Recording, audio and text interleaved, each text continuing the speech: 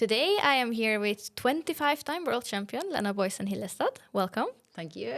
And today we will talk about summer training. Yeah. So just to start off, what do you do for a summer training? You can do anything except except bicycling for long distance, but like swimming, running free if it's possible in fenced areas mostly, because in Norway we're not allowed to have dogs running free. Agility, stuff like that. Playing with them, just be together with them. The brain activity is the most important, I think, to keep them occupied and happy during the summer.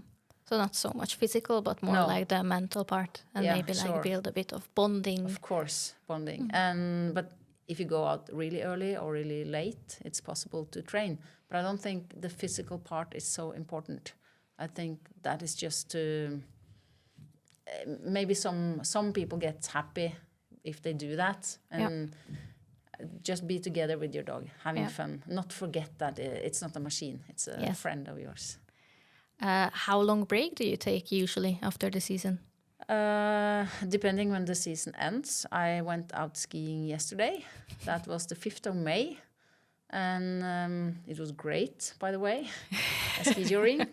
And then we tried to take it a little slower or a little shorter. We don't want them to get more fit, more or less fit than they used to be. So less days during the week and shorter. So I will say in maybe two weeks, we probably don't train very much. Then it's just running free, having fun. We have a 100 by 100 meter dog yard home. Yeah, so that's they can luxury. Run and play, and we can go with the four-wheeler and just be there. And they're out there almost every day. So I actually have to feed the same amount during the summer as I do in the winter, because they play more, stress more. And in the winter, I always bring them inside, and they sleep and rest more. Oh, that's very interesting that you actually feed the same amount. Yeah. You talked about it, that now you train a bit less. So is there a specific way how you transition from the racing season to the off season? No, not really. Just right now we want to have some of our younger dogs to be more fit for running alone. So we do one by one. And then we have to go more laps, of course, because we have more dogs, but shorter and fun, so they really enjoy running alone. Yeah. That's what we did this year. And other years, if we have older dogs, maybe we go with the sled, because then we can keep the speed down with the braking pad and just control the whole thing. And very important now, they're used to cold weather, to winter, and now it's getting warmer and warmer. I think yesterday must have been 12, 15 plus. Yeah, even 20 here. Yeah, I think maybe. It was very warm. And then you have to remember that they get really tired because they work so hard. And maybe like yesterday, it was a little bit deep, not very deep, but let's say 10 centimeters or something. And it's hard for them to run in that. It's heavy training then. Yeah. Actually. What is the max temperature you usually train in? I think the limit we have in our rules is it 18? Yeah, I think it's around that in Norway, yes.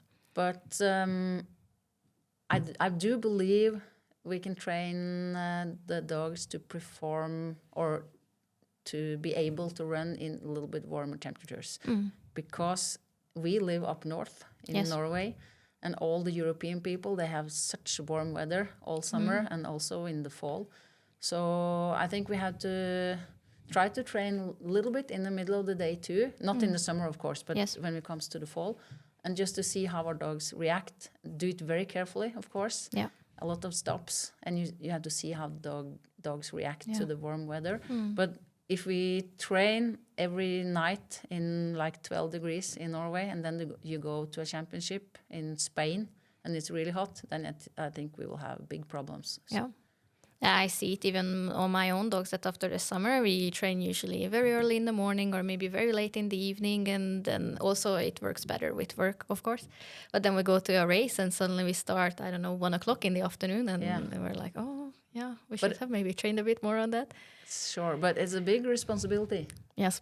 Because they should not overheat. Yes. And it's hard to see. You don't see it before you stop. That's why every training in the fall we train like 1 or maximum 2 kilometer before Yeah. we stop. Mm. And we let them free a little bit, just around us. Yeah. It's still not allowed to have them running free in the woods.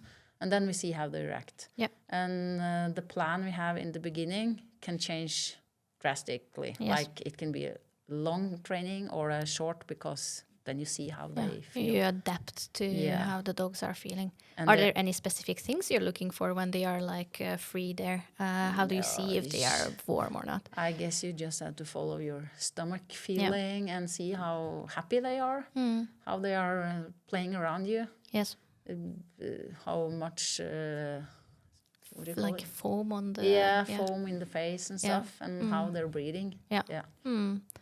It's a very common question, like, oh, how do you see it on the dog? And I think maybe the best advice here is that you have to know your own dog. Yeah, you have to know your own dog. Yeah. So you can not just borrow a dog, Yes. or have a friend coming with you, and maybe the dog is running behind you and trying to catch up with you all the time. That's really scary. Yeah. So you really, if you doubt if it's possible to do more training, then you stop. Yes. That's Better important. be safe than sorry. Yeah. I think it's very important to know your own dog. And even from you, 25-time world champion, I know that even if you would tell me that, like, okay, until this you can train the dog, it can be that my dog will not be able to train that much. Sure. It's just so individual. But I think having water close to where you train, like you passing a water or a small river thing or something, let them have something to drink and see how they react and play with them. Yes. That's a good thing. And swimming, of course, is great, but there's not many lakes like that for us where we live. So the swimming just disappeared when I grew up. Yeah. Used to do a lot of it. Yeah. I think at least for our dogs here in the area, there is a lot of water, and that's one of the best summer training we do. We don't have that many dogs and that big of a fenced area, so we rather go out with the boat and just take them canoeing, and it's an amazing way to train both endurance and strength. Yeah. So it's highly recommended for those who can. And there's so many perfect things to do, because perfect is what fits good in your life. Like, yes. It's not you don't have a Bible telling you what to do. It's so many ways you can do things. Yeah. Just do something and do it in a way so you believe it and stick to it and like be happy with your dogs. Yes. And it's a very nice time of the year as well, because there are no races. Like, there is not much pressure. You can in a way do anything, try new things, try new activities. So I think it's very cool. Yeah. When do you usually start training with the dogs after the summer? Because the championships are usually around October. Yeah, I guess we start in the end of August. That's a little late actually, but we have warm weather for quite a bit. So, but I feel if you have a young dog, they need to start like slower, go in. When you have a grown-up dog, they get fit so fast. That's my experience. Okay. So if they have been in a good shape the year before, they will be like, we go from like the first training is around 3 kilometer pulling. Yep. And then we will very soon be up to like 8 or something. Yeah. So that's our experience. But if you have a young dog, you have to be careful. Yeah. Because they're not used to it. Yes. And it also sounds like that you are very good at keeping the dogs fit during the summer. If they eat the same amount, then they are actually really, really active. Even though they are not pulling so much, they have a good base fitness. Yeah, kind of. But also they are stressing more because it's more play fun. Going out of the dog yard, the first one, the fastest one, playing, hunting each other, doing crazy stuff. And during the season, they're not allowed to that. And I like to have the dogs inside the house then. Then they relax more. And I like to be together with them. But of course, in the summer, we're also golf players, as some of the viewers know, maybe. So we spend a lot of time there. And then it's better to have them outside so they can go out peeing. Yeah. And and they all, sometimes they just stay in the big dog yard during the whole day. Even if we go away, we can have 4 or 5 dogs there. Yeah. And they just relax, chewing on something or sleeping, playing. humidity. That is something that maybe not everybody looks at. No. Everybody is very occupied with the temperature, but can you tell a bit about why humidity is an important factor to consider when training? Yeah, sure. You can have quite good cold temperature and have high humidity, and it's really hard for the dogs and us. But I'm also in the category that I don't have any limits for humidity, or this goes for my stomach feeling, how I react to it. Yeah. But it's a very great factor too, so don't just look at the temperature. That can be, and there are not facet, Bible rules. You have to feel how to do things.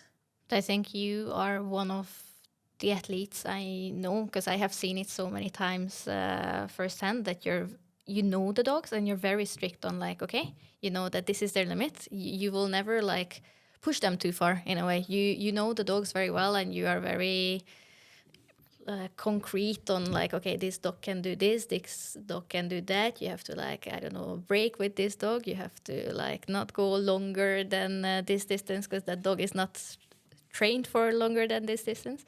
So I think my biggest takeaway here is that you have to spend a lot of time with your dog so you know how they are. We also have a lot more stuff to learn, but we try to do like you say. And for like feeding, watering the dogs, we always do different things in the morning. Maybe sometimes food, sometimes water, sometimes nothing. And then when you train, you get to know dogs are different. Some dogs can run forever without no water or food, and some dogs, they just need to have a certain amount, and you have to know all those things before a race, because if something happens, changes, then you know what to do. Do you have the same routine for all the dogs, or do you have individual routine for some of them? Most dogs have the same routine, but I had dogs that really needed food before training and race, and I don't feel that that's the normal. For us, it's always water before. But if I took this dog for a good run, she could just be too tired to finish the whole thing, and I had to be picked up. Yeah. But I learned that after one incident. But it should actually not happen. So you need to go step by step, short, test out things. Yeah. Never, go too far or too hard for because the first try. The dogs, they trust you. Yeah. That's the important thing. If they stop to trust you because you do wrong things, then you have a problem. Yes. And be fair with them. What did they learn? What can you expect from them? Yeah. It's very important. They know that you will not push them too far. Yeah, right. They can give their best performance. They can go 100% because they know that you were unsure that it will not be too much. But in Spain during the World Championship last fall, it was really hot. And when we tested the trail before a couple of days before the start, it was warm. And then we were on the very limit of what was good. Then we really had to run around with one dog, especially, which is always 100%. Yeah. And, that's hard. Yes. Because when you're there, it's done. You really just have to do the best out of the situation. Is there any way you can prepare for a bit warmer temperatures? We do wash our dogs with the shampoo. Yeah. Not dog shampoo, because the dog shampoo keeps the fat and the stuff in that protect the dogs. But we want everything out. So before the start, some rules say you cannot have your dogs wet. So you have to do it in some hours before, but not some days before, because then they get the fat back. Yeah. And you really want to have this the surprising feeling for them. Yeah. But we do that. Yeah. We used to do some haircut earlier, but we don't do that anymore. I don't know. It's much for their brains too. You know, when you are really, if you know your dogs very well and they know you, they understand stuff. Yes. And if you have these routines, they wow, this is serious Yes. stuff. I'm going to run Yeah. fast. It's crazy how much they can pick up on. I Yeah, see it with my that's own dogs. crazy, Sometimes yeah. I feel like, oh, did I say that? underdress Yeah. or like something? Because they know that like I'm not going to work. I am going out training. Like they Yeah. pick up on everything. That's If I have crazy. normal clothes on, then it's just like, yeah, she's just doing some boring stuff. If I have just a little bit more outdoorsy clothes, something is going on. Yeah, right. But the interesting thing with that is when I was younger, I had other routines and other things I felt was important. And then they picked up on those things. Yeah. And that was really important to perform for me and the dogs. And today it's just changed. But I have my stuff. And then they pick up on that. So the important thing is how you connect and with your dog. Yeah. And it can be different. There's no rule for that either. You just have your stuff and you believe in your own stuff. And they just, wow, we're going out or doing this or that. Yeah. It's very cool to hear what a special bond you have with the dogs. And I'm, my fuse, is that an English word? Like, it's not so long.